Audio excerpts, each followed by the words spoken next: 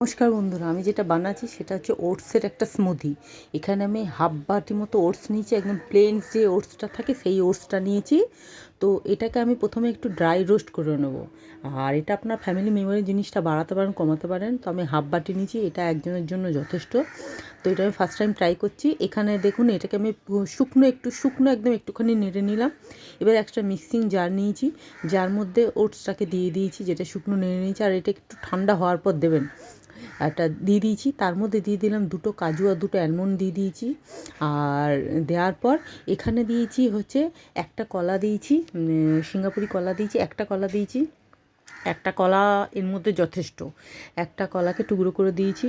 সঙ্গে দিয়েছি হচ্ছে আপনার চিনি। আর সবথেকে বড় কথা, এইটা আমি সকালে খুব খিদে পেয়েছিল আর খাওয়ার জন্য কোনো ব্রেকফাস্ট ছিল না, তখন আমি এইটা বানিয়েই খেয়েছি।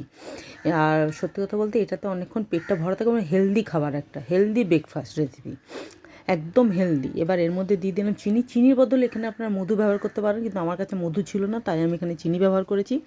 আর সঙ্গে দিয়েছি দুধটাকে আমি উষ্ণ গরম করে নিয়েছি, সেই দুধটা দিয়েছি। দিয়ে একটা মিক্সিতে ব্লেন্ড করে নিলাম। নেওয়ার পর এটা একটা স্মুদি তৈরি হয়ে গেল। এটা হচ্ছে ওটস ব্যানানা স্মুদি। খেতে খুব সুন্দর হয়, আপনারা একবার ট্রাই করে দেখতে পারেন, আশা করি আপনাদেরও ভালো লাগবে। আর এইটা খাওয়ার পর না পেটটা, এটা বাচ্চা বড় সবাই খেতে পারবে।